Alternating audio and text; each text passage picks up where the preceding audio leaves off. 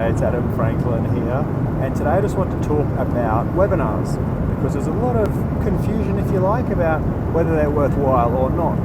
Now, yes, the short answer is they are worthwhile, but not necessarily for the reason you may think.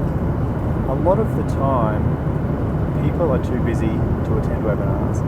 If you host one, you'll find that you might get 15% attendance rate, 20% if you're lucky. So certainly not big numbers, but that's okay because your ideal clients are typically too busy to attend live, but they are prepared to register, and that's the important part. They're raising their hand and expressing interest in the topic, but they're actually most likely not going to turn up. So this is a huge opportunity because you can follow up with them via email, after the webinar, even before the webinar, even on the actual thank you page once they've registered.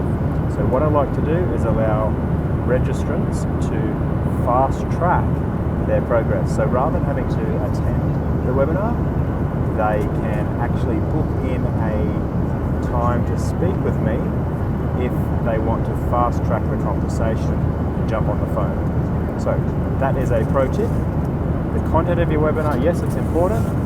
It's really useful to have a good webinar because a lot of people will watch it, and you can then share the replay of that content to people as well. So it creates part of your digital asset. But bear in mind that typically your best clients are likely to be too busy to attend live. The power lies in letting them fast track and jump on the phone with you. Hope that helps. See you later.